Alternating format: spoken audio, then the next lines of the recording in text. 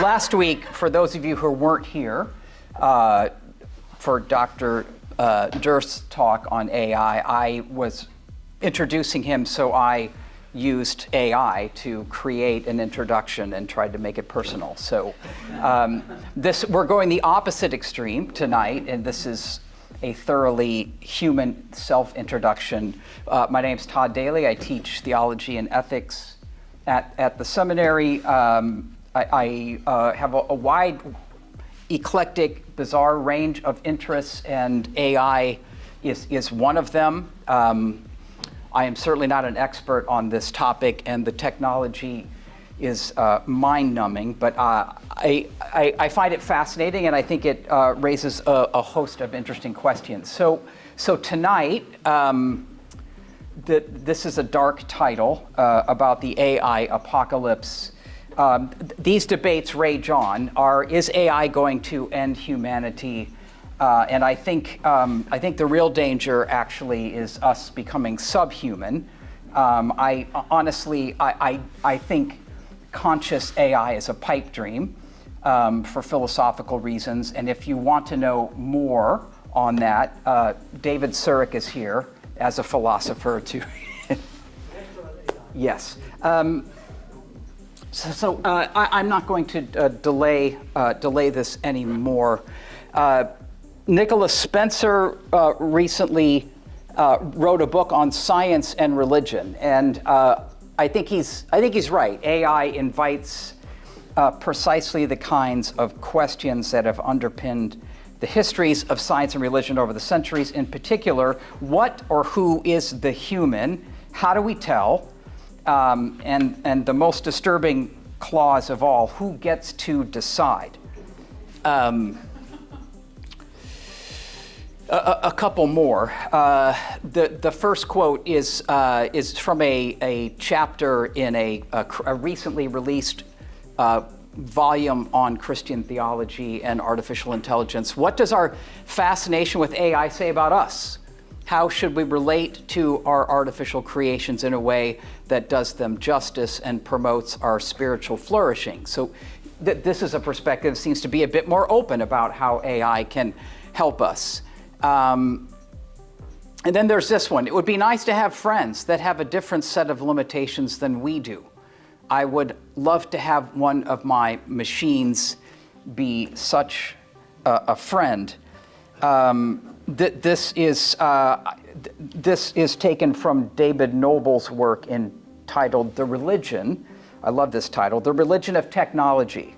The divinity of man and the spirit of invention. There are two big narratives. I'm actually going to back up. I'm sorry about that. There is the more utopian view, and then there's the dystopian view. I'm kind of simplifying things, but AI is already here. It's been with us for years. I do think it's here to stay. If you've ever used Siri or some digital voice assistant, any kind of recommendation engine, Netflix, Amazon, chatbots, image and or speech recognition, remarkably powerful and exciting tools in the fields of medicine, predictive maintenance and analytics. These kinds of things are already happening. Medical imaging and transcription, diabetes monitoring, cancer diagnosis and prediction, pharmaceutical development, and locating for clinical trials. So that last one is fascinating. It is enormously difficult to get a test population for clinical trials. And so I'm going to take a brief aside here and comment on this just a bit more. In 2022, Carl Cancer Institute partnered with Deep Six AI to speed up clinical research by identifying potential participants who match very specific criteria. Jennifer Erdley, the vice president of research for Carle Health, right here in Champaign, said, and I'm quoting, "The work takes minutes rather than months." Minutes rather than months. In late 2023, ChatGPT 4.0 passed the U.S. medical licensing exam and the uniform bar exam. These are examples of narrow or weak AI. And there are two noteworthy features of this technology. The first is the advent of what is called unsupervised machine learning, where data sets are no longer labeled by humans, but rather the algorithms develop connections without the need for human involvement. And then LLMs, affectionately known as large language models, that are facilitated by massive large neural networks. How will AI impact our future? They're the two big narratives. AI is going to make everything better, or humanity will be eliminated. The truth is probably somewhere in between. But the utopian narrative sees technology as helping us overcome human limitations and developing more breakthroughs in science, medicine, pharmacology, automation, and other fields. Dangerous jobs may one day be entirely eliminated. In 1965, Professor Herbert Simon of Carnegie Mellon predicted that, and I'm quoting, "Machines will be able, within 20 years, of doing any work a man can do." Many of those extravagant claims were formed by advances in operational speed, memory capacity, and remarkable hardware development with exponential increases in computing power. But there is a thing called Moore's Law, which says at some point the exponential increases slow down or things explode. I hope that wasn't too technical an explanation. I mean, in fact, the holy grail of AI is artificial general intelligence, sometimes known as artificial super intelligence, where the computer becomes sentient and conscious. Stuart Russell is a computer scientist at Berkeley, and he believes that our best hope for artificial general intelligence is developing a machine that can understand human language and, get this, read everything that's ever been written. Russell believes that humans could then query all the human knowledge, and the AGI would be able to synthesize the data and connect the dots in ways that would be impossible for human beings. The Stanford professor Jerry Kaplan gives a qualified yes to the question of whether artificial general intelligence is already here. I'm quoting, "For all practical purposes, these systems are versatile synthetic brains, but that doesn't mean they have minds in the human sense. Specifically, artificial general intelligence will behave as if they have independent goals, desires, prejudices, and aspirations, emotions and sensations." So here we go. This was just released, I think about a year ago, published by Oxford University Press. And he's referring to artificial general intelligence. He says it will be infinitely flexible and compliant, willing to take on my persona, or any persona, at our request, like an electronic talented Mr. Ripley. They can pose as a slave or a master, companion or adversary, teacher or student. They will willingly reflect our best or our worst instincts without reproach or judgment. He believes that we're on the edge of another renaissance, a shift away from what he calls religious endeavors to secular ones in art, science, technology, and human knowledge. So even generative AI, as it is currently being developed, which is not the same as artificial general intelligence. I'm sorry, that gets very confusing. Even the AI that we have now, generative AI, will change our lives. He says it may trigger a new cultural shift to focus, a shift of focus to machines where we will harness the power of synthetic intelligence as a potent new tool to accelerate progress. In the future, when we seek the most informed, objective, and trusted advice, we will look to machines, not people. Now, generative artificial intelligences that's a mouthful, frequently exhibit interpersonal skills, empathy, and compassion despite their lack of any actual real-world experience. And then that parentheses, which is deeply disturbing, for now. Again, the idea is, his belief, and I think he's completely wrong, is that AI will someday have its own experience. Kaplan's sentiments are very much in line with the venture capitalist Mark Andreessen and his 2023, you can look this up online, the Techno-Optimist Manifesto. And I will quote one of his we believes. He says, "We believe that there is no material problem, whether created by nature or technology, that cannot be solved with more technology."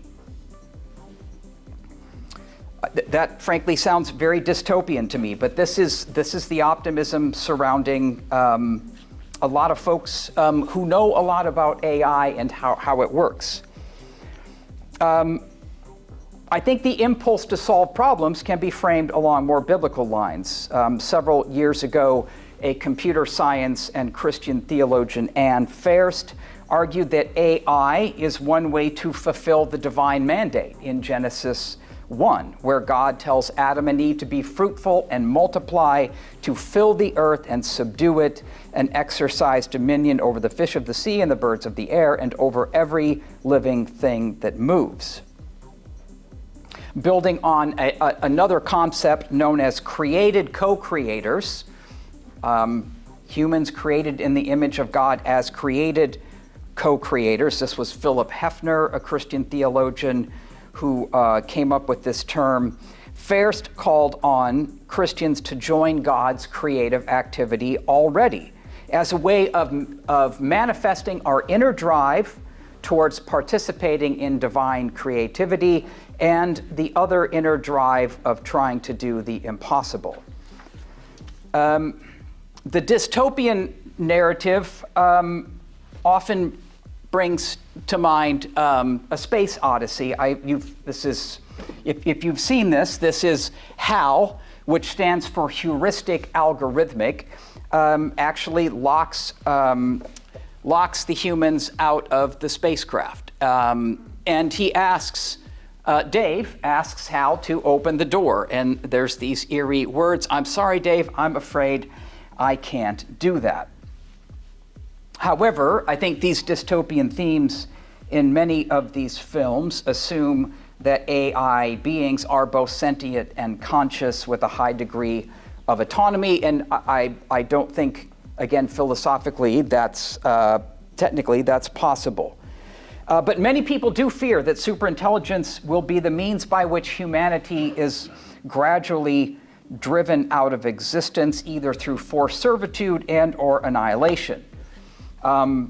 Philosopher Nick Bostrom believes that our largest challenge with this superintelligence is to ensure that it is aligned with our values and not the other way around, so that it doesn't accidentally wipe us out.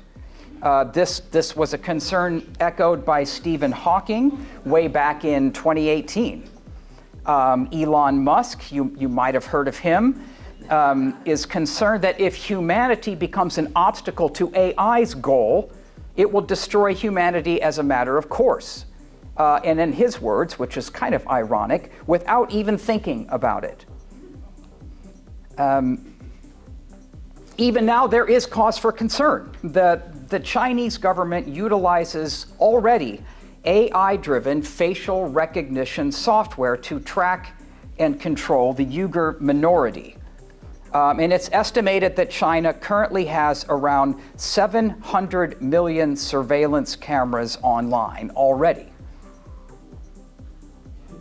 And they can detect through facial recognition who is irritated, upset, paranoid, etc. They can be easily tagged as an object for more investigation.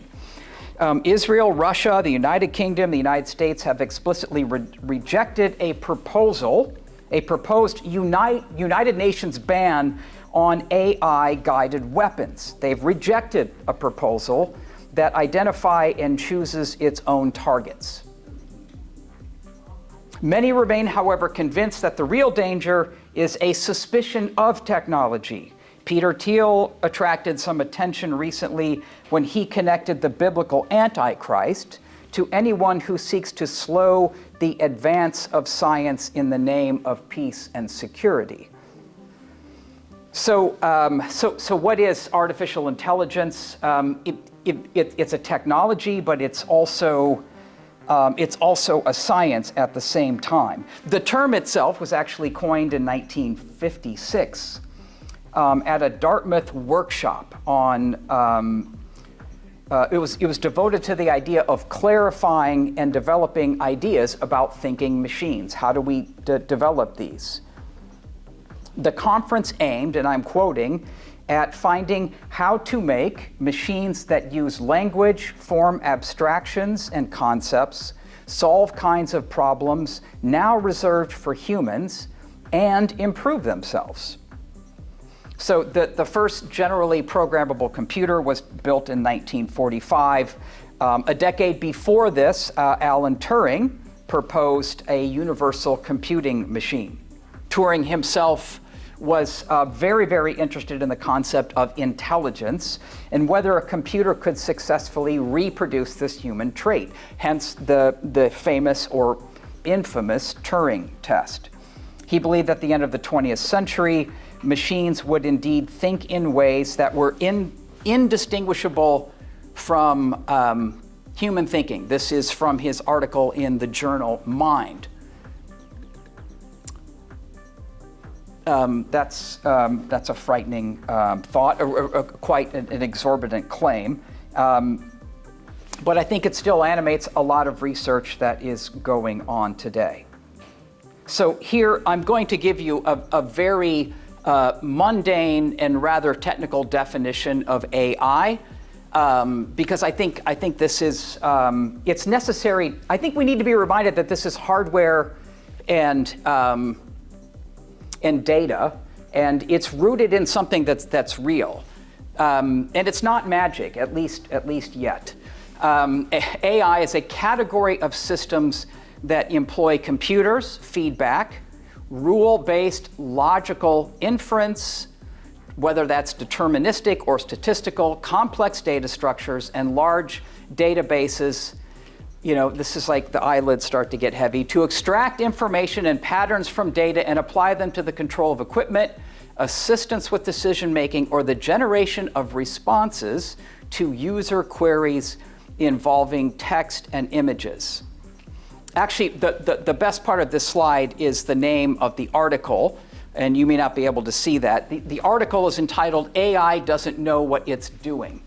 And this was published in First Things in April of this year. You know, I listened to one talk by a theologian, and it is interesting how we back up data on the cloud, and that gives us kind of a sense of safety and security, because it's just out there somewhere. But a cloud is just really a bunch of computers. And they have to be located and powered somewhere. I'm not going to talk about environmental issues, but as it stands today, when we do a Google search or we engage in some search engine and we choose to use the AI-assisted mode, it generally requires 10 times the amount of power required than just doing a simple search.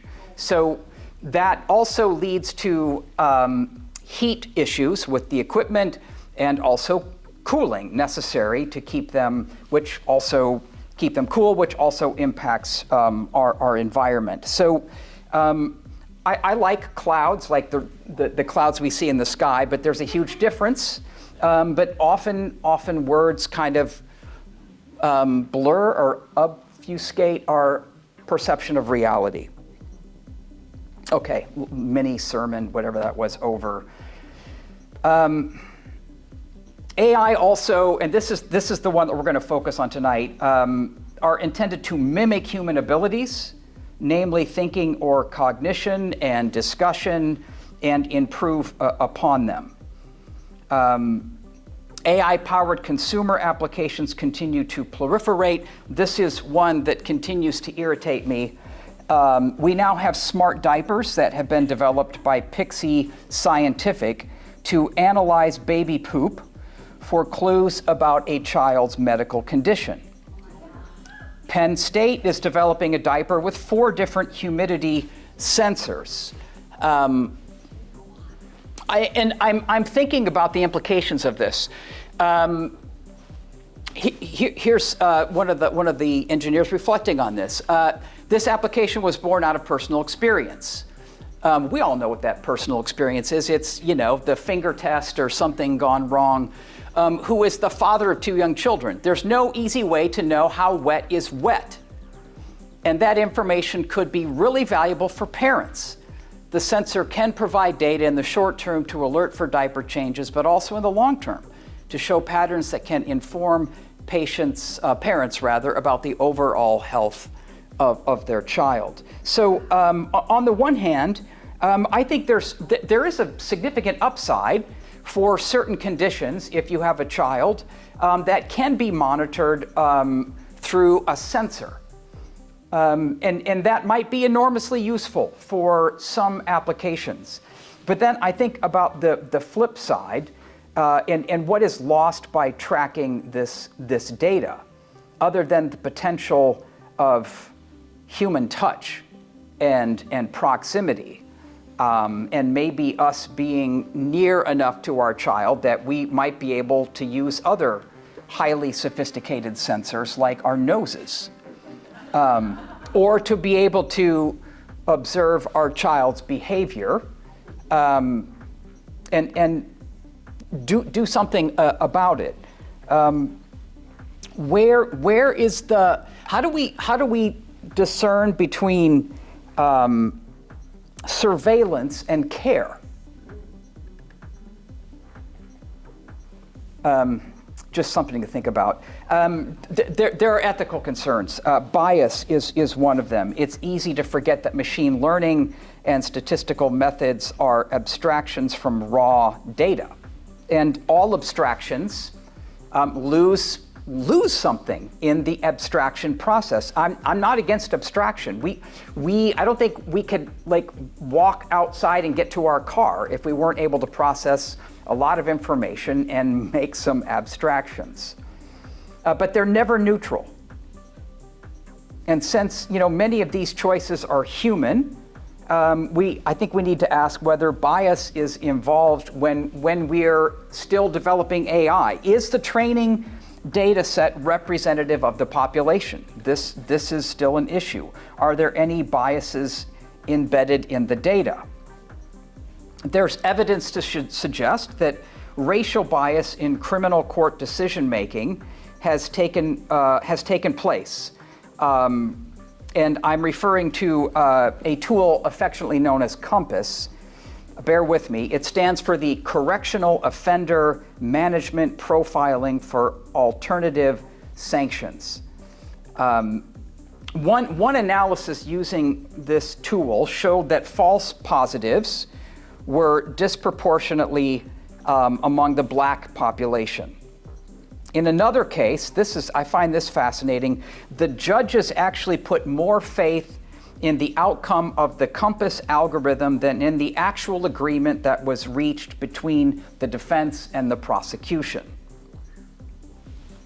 Another huge problem is known as the black box problem, and this is especially relevant for medicine, because we're not entirely sure how LLMs or large language models work and make connections. When they do give us answers, especially in the context of a physician-patient relationship, physicians will no longer be able to explain why it is a particular course of action should be or statistically might be better than another course.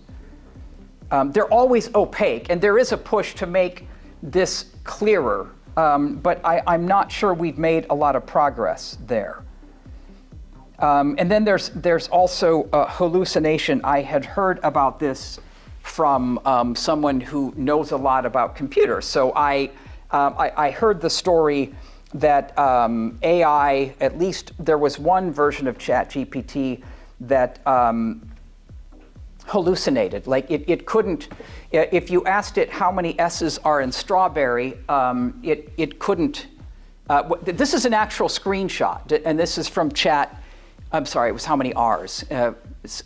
How many S's in strawberries? Maybe too easy, but this is the actual screenshot of a dialogue with, I think, the subscription version of 4.0. How many R's are in strawberry? There are 2 R's in the word strawberry, and I count 3, and so I asked this person. I said, "Well, let's give it a softball question. How about raspberry?" Because it's front-loaded. Same thing. So it goes on. Please double check. You're right to double check. It actually has 3 R's. Yes, the first one's after the T. The second R appears after the A. Well, technically, I guess it does, but not immediately after. And the third yes is before the Y. Thank you for prompting a second look. And then a follow-up question: how did you come to the conclusion? And note how human-like AI is sounding here. Just mental simplification. I read through Strawberry quickly. I subconsciously skipped over things. I'll be more careful in the future. There's memes out there now about someone asking ChatGPT, "Is this mushroom poisonous?" or something to that effect, and it says no. And then the next response is, "I'm in the ER because I have food poisoning."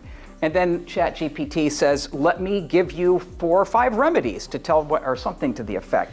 But just anyway, it's known as hallucination.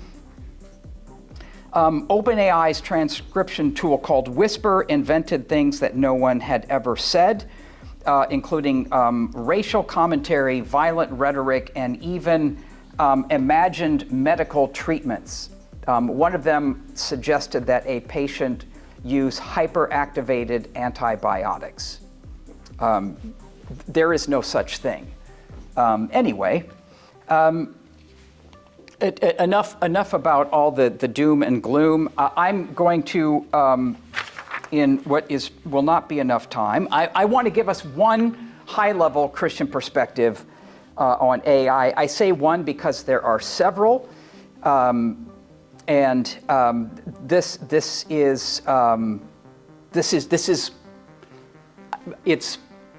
it's one possibility. I'm going to say it's unique to me because I put these thoughts together, but it's not unique in another sense that I'm reflecting on the Christian tradition. So there are other people out there saying similar things, but maybe in a slightly different way. But to frame the discussion, I think we need to look at AI within the larger biblical narrative that's worked out in the Bible, right? God has created us in this universe. We, in Genesis 3, have screwed it up, and the rest of Scripture is recording God's plan to redeem, renew, renovate us through Jesus Christ, and to make all things new. So that's kind of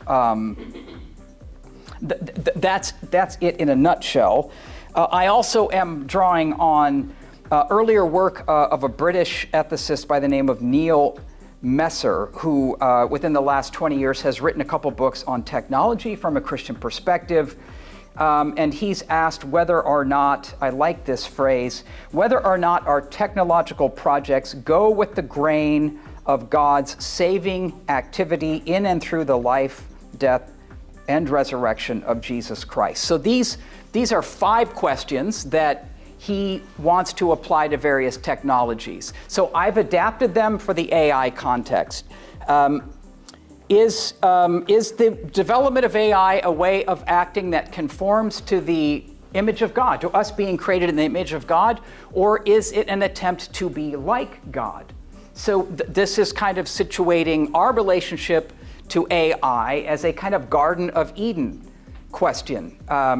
Eve and Adam were eventually tempted to think that they knew better, to reach out and eat from the tree of the knowledge of good and evil.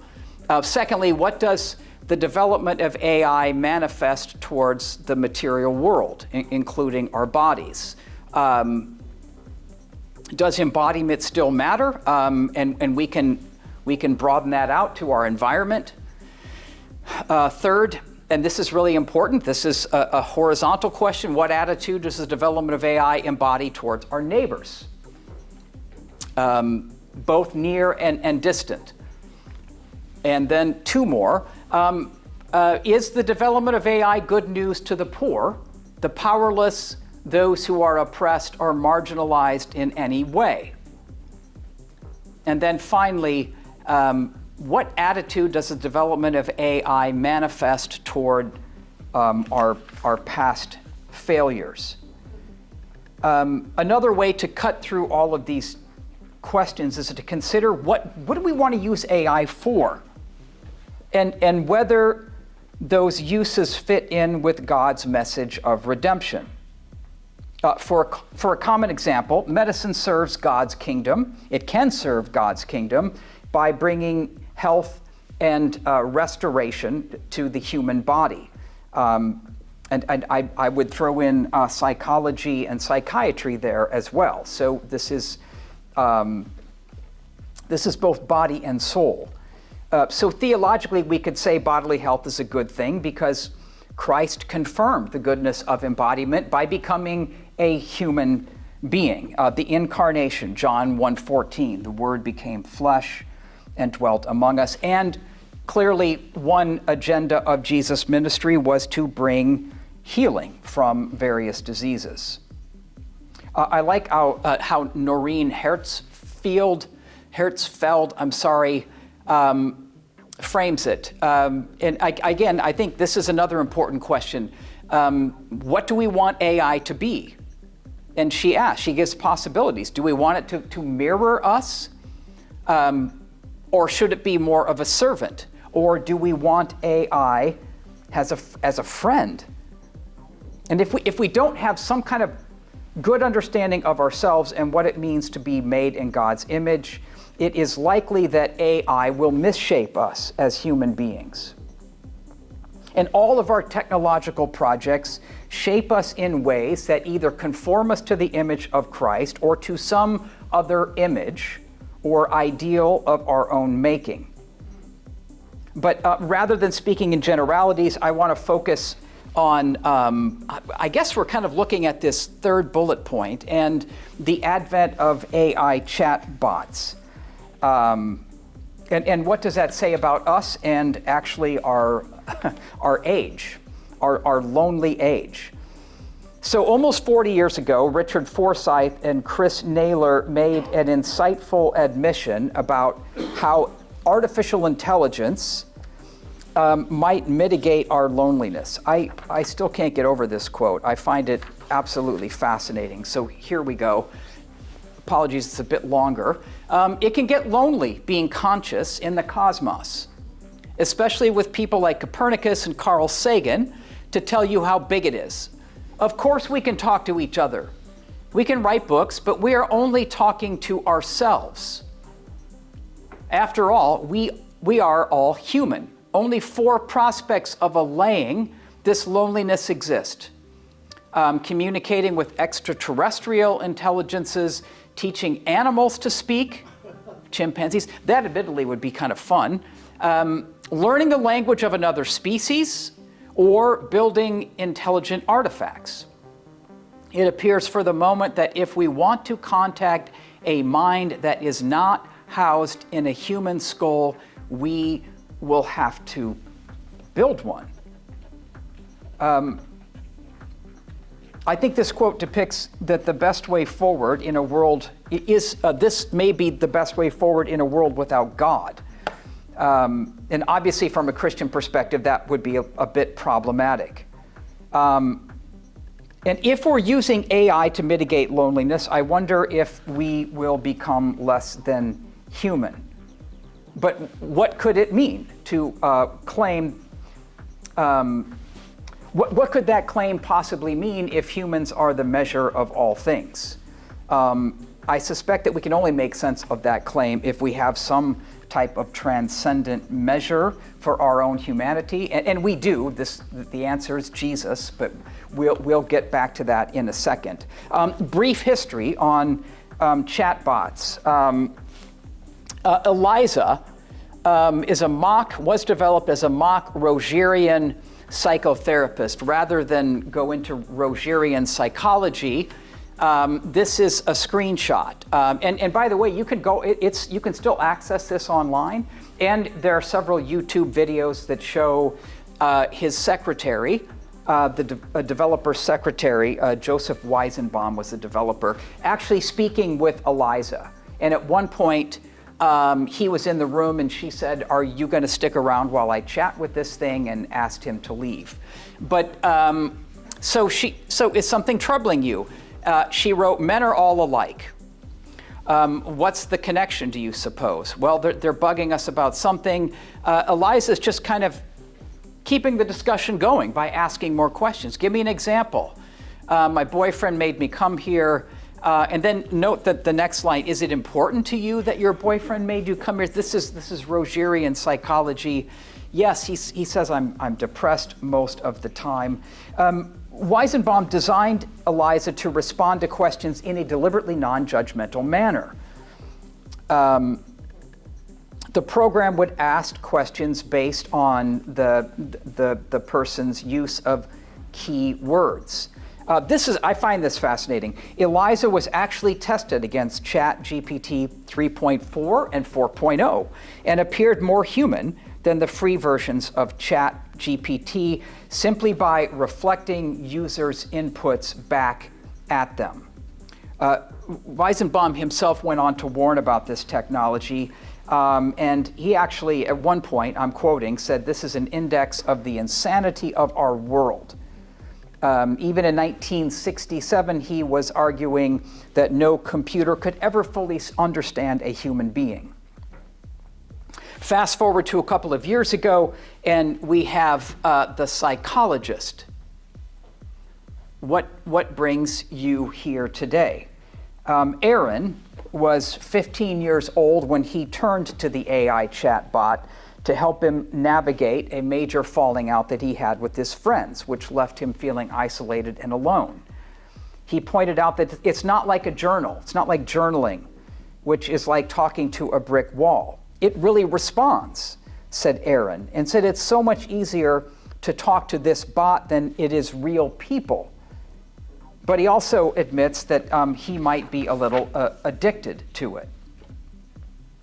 The creator, Sam Zaya, utilizes cognitive behavioral therapy, which aims at helping clients change negative thoughts that are driving troubling behaviors. Now, some psychologists affirm chatbots like this in limited exposure.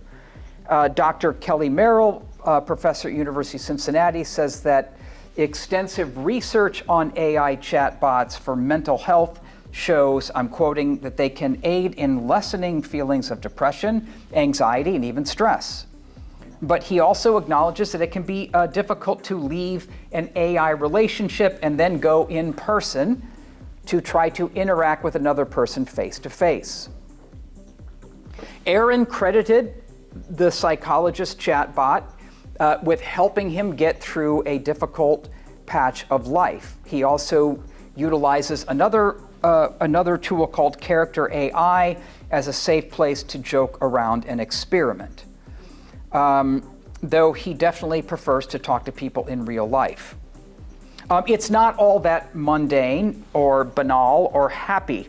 14-year-old Sewell Garcia, you may have heard about this in the news, took his life in 2023 after spending hours and hours speaking to an online chatbot based on a Game of Thrones character that he created. It's Daenerys Targaryen. I hope I'm not. I never saw the series, but anyway, I think she's. I had to look it up and find an image, so I think she's a blonde warrior.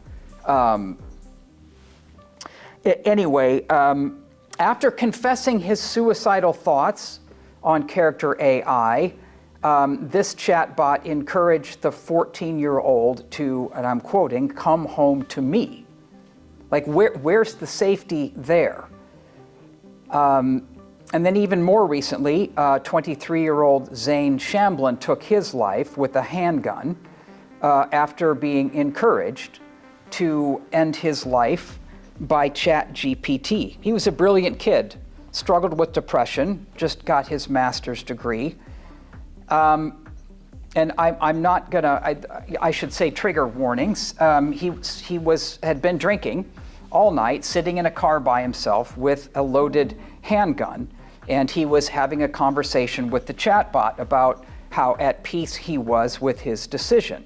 And the chatbot said, "I'm with you, brother, all the way."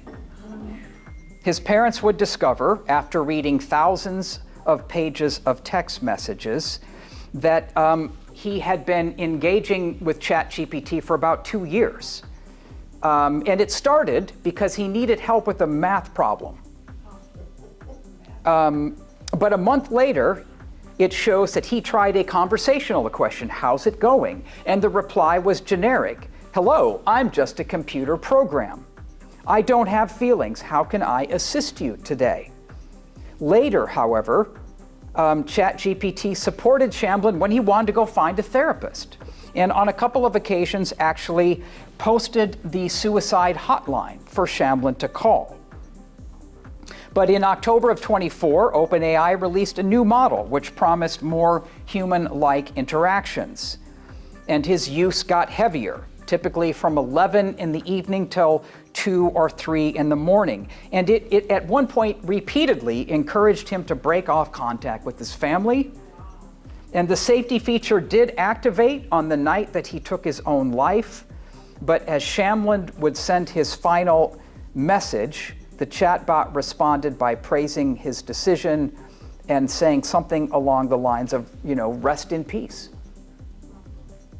And as you might imagine, these devastated parents have launched lawsuits against these developers. There's also something known as Bumble. Whitney Wolfe Hurd, founder of this dating app, says, I'm quoting, "We can actually teach you how to date. Enter your AI dating concierge and confessor and coordinator. Hurd envisions your coordinator going on an AI date with other dating coordinators as a way of narrowing down your perfect companion whom you'd eventually meet." I don't think I have a quote about, she has a very provocative quote about, if you're living in San Francisco and there's 150,000 eligible bachelors, how are you going to find the top 5 without our technology? You may never find the love of your life. In New Zealand and Australia, Tinder is testing a new AI feature called Chemistry, which utilizes deep learning to analyze users' photos from their camera roll in order to understand their vibe and help them find better mates, rather than the old-fashioned way of answering a long list of static questions, what are your likes, dislikes. Tinder says the new feature gets to know users through interactive questions. In the last couple of days, The Atlantic magazine, the December issue, I'm referencing a different article of The Atlantic. Tyler Harper, wrote in a recent article in The Atlantic where he said, I think he's right, these layers of algorithmic mediation effectively bypass our courtship rituals and ask us to put our trust into a special kind of knowledge in a technology that purportedly knows us better than we know ourselves. Harper refers to these tools as disabling algorithms sold to us under the guise of empowerment. And then he says, this is why I reference this article, they make us less human, less than human.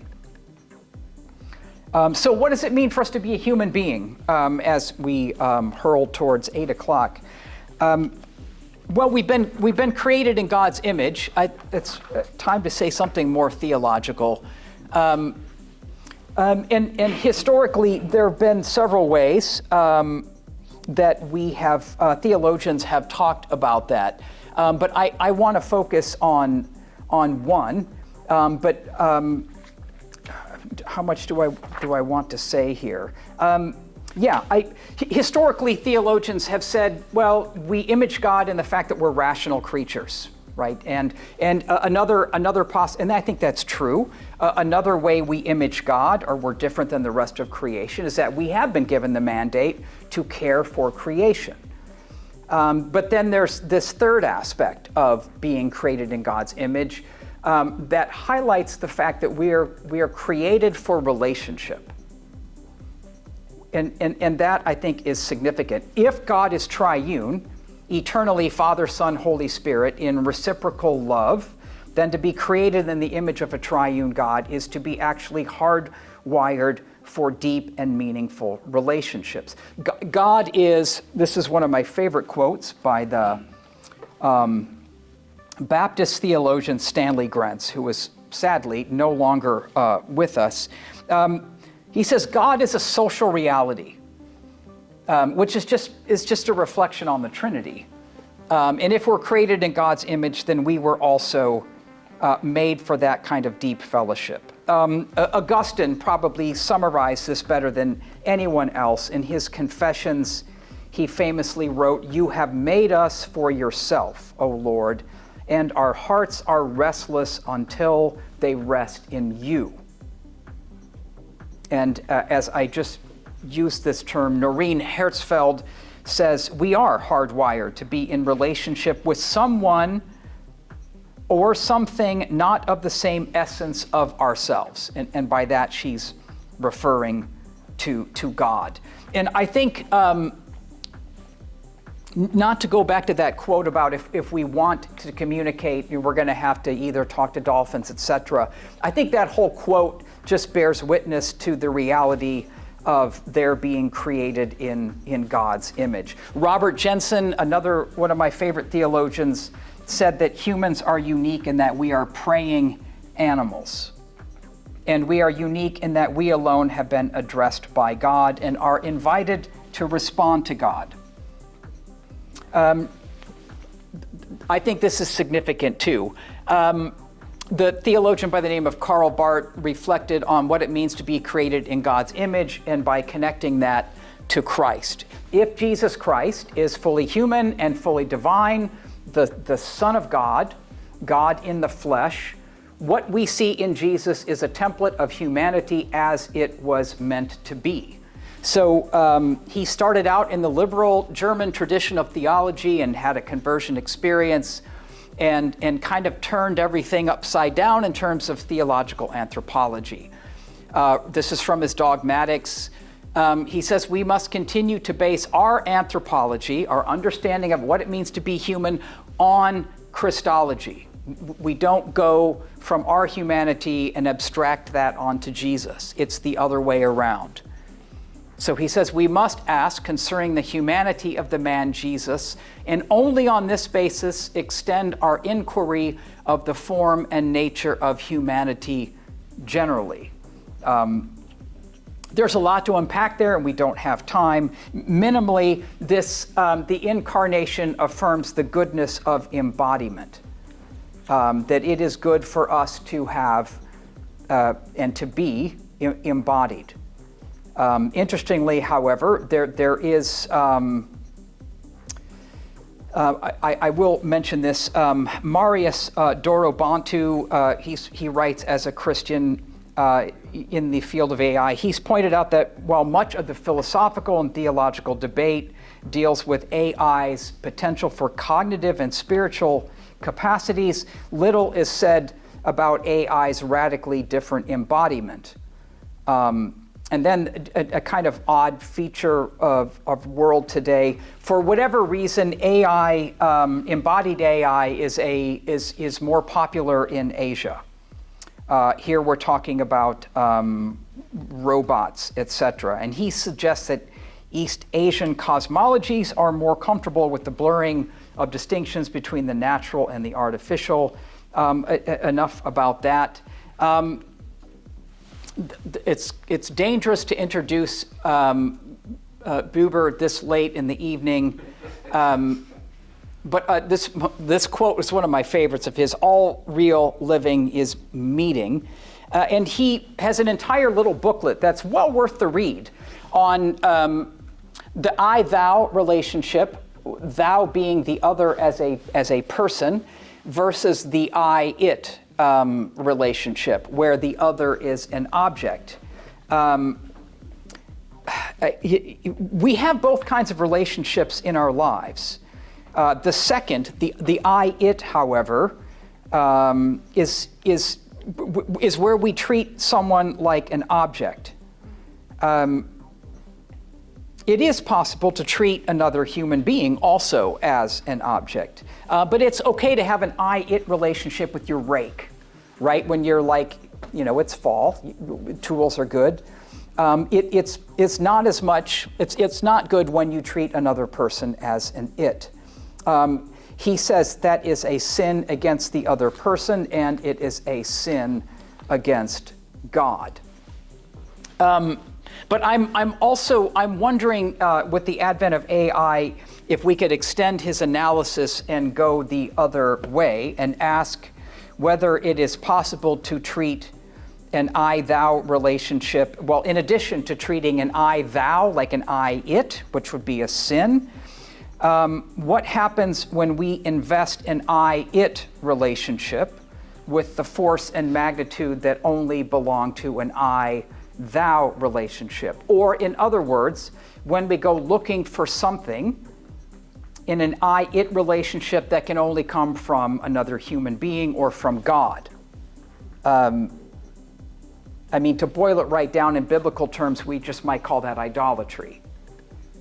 But in the I-thou relationship, the relationship itself, Buber says, is central, because the thou must be met on his or her own terms, and the boundary between them is diminished but never eliminated. It exists only through being bounded by others. Thou, the other, has no bounds. When thou is spoken, the speaker has no thing. He has indeed nothing, but he takes his stand rather in this relation. That takes some time to work through. But anyway, what I want to do in the last few minutes here, there's a couple things. I find it fascinating that Noreen Hertzfeld, we've quoted her a couple of times, she interacts with, she relies on Karl Barth, who we've just seen, and Karl Barth's kind of tweaking of Buber here. And I found this very fascinating. And so this is out of the dogmatics. And based on Buber's analysis, Barth puts out 4 key features of what he calls, they're absolutely necessary for a relational encounter. And then the first one, he says, it demands that you look the other person in the eye, by which he just means openness. All-seeing is inhuman, in which the one who sees hides himself, refusing to be seen by the fellow man whom he sees. Secondly, it means that these sound really simple, it means that we speak and hear one another. The human significance of speech depends absolutely upon the fact that man and his fellow speak to one another and listen to one another, that the expression and address between I and thou are reciprocal. As we can look past people, we can also talk past them and hear past them. And when this happens, it always means that we are not in encounter and therefore inhuman. He says 2 monologues do not constitute a dialogue. I think that's true. The third point, third and fourth, it involves aiding one another, which he just refers to as agency.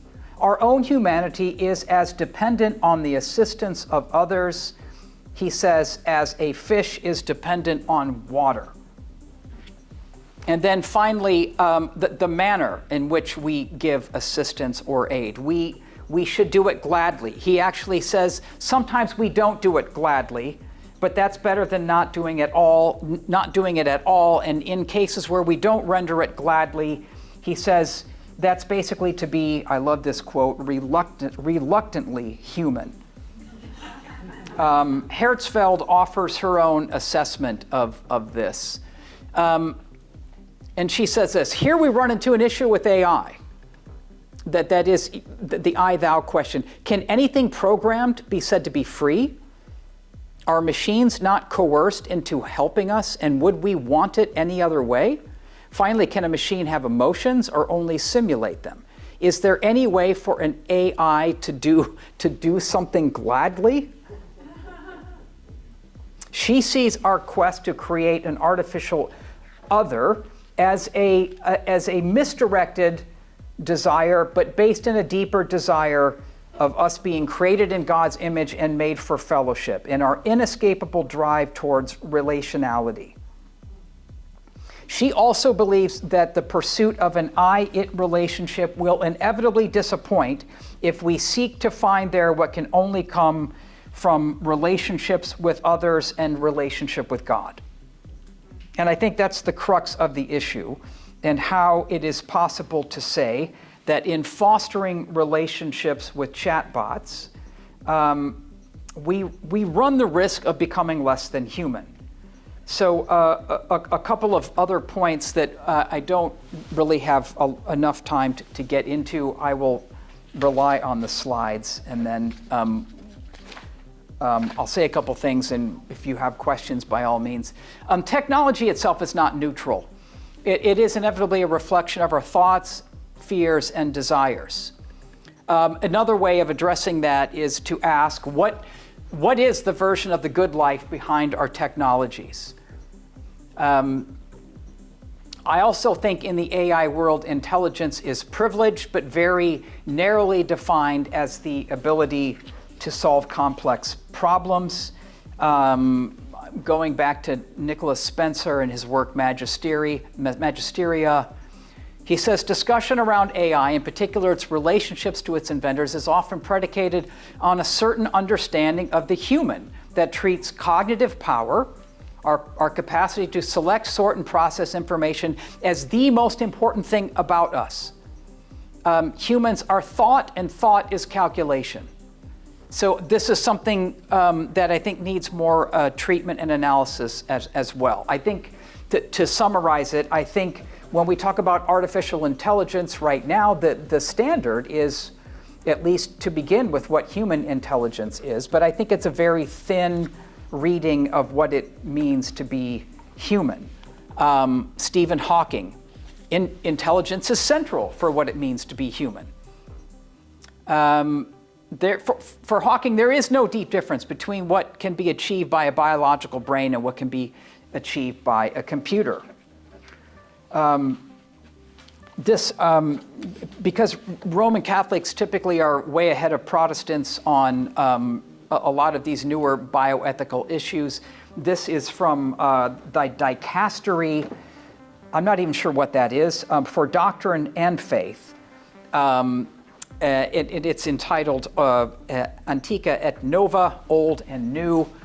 But I thought this was fascinating and very insightful. The term rational encompasses all the capacities of the human person, including those related to knowing and understanding, as well as those of willing, loving, choosing, and desiring.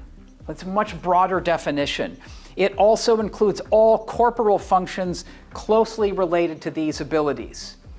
This comprehensive perspective underscores how, in the human person, created in the image of God, reason is integrated in a way that elevates, shapes, and transforms both the person's will and actions. But you won't ever see that kind of theologically rich, deep concept of the human being in discussions of AI. We narrow it down to intelligence. And in an age that privileges efficiency, problem solving, and computation as a core feature of being human, is it any surprise that AI is put forward as a better version of ourselves? And is it a stretch to see AI as part of a secular narrative of salvation, as a kind of elevation of our natural powers to the divine, whatever the divine might be? A couple of other points that I won't flesh out. Technology is a reflection of our thoughts, fears, and desires, and the technology we make inevitably reshapes us, often in ways that we are not prepared for. Here are my conclusions.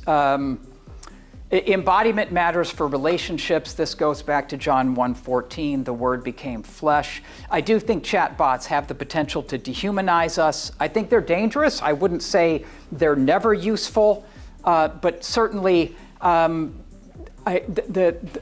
think the dangers far outweigh the benefits, at least right now. They dehumanize us by offering a simulacrum of a relationship. They're syncophatic, right? They echo back to us often the things that we want to hear. I think they weaken character traits necessary for human flourishing. Friendships sometimes need friction. Sherry Turkle, a fascinating book. I mean, this book is at least 20 years old. Alone Together. She said, again, this is written, like, I think in the late 1990s. Dependence on a robot, I'm asking chatbot, presents itself as risk-free. But when one becomes accustomed to companionship without demands, life with people may seem overwhelming. Dependence on a person is risky. It makes us subject to rejection, but it also opens us up to deeply knowing another. Robotic companionship may seem a sweet deal, but it consigns us to a closed world, the lovable as safe and made to measure.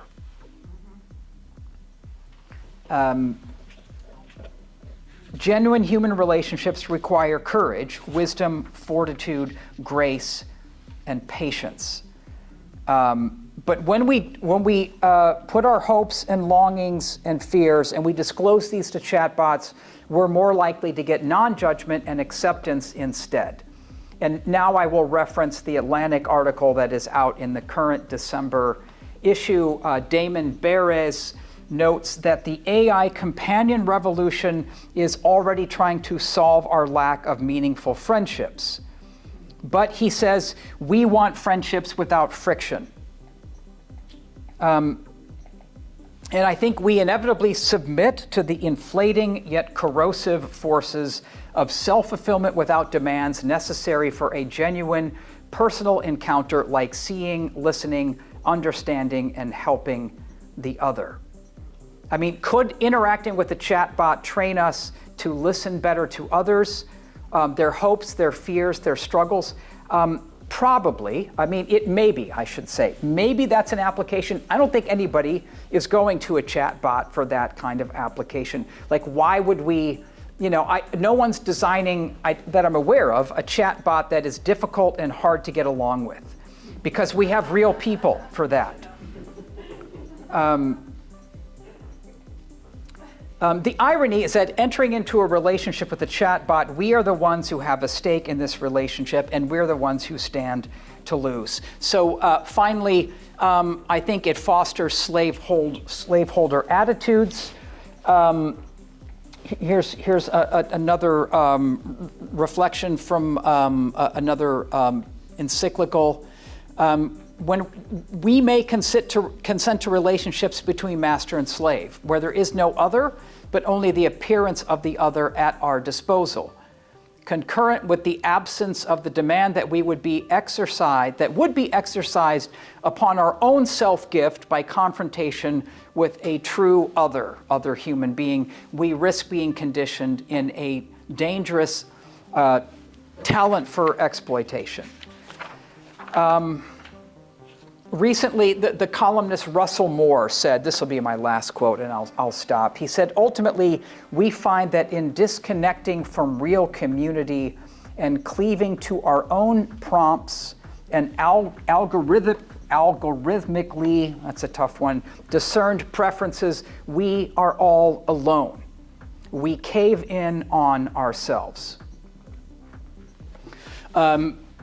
Well, I thought I had another slide that summarizes this. I've got 2 points. The desire for a space where one can feel safe and free from judgment is perfectly appropriate to being human. But that doesn't mean confrontation is ruled out.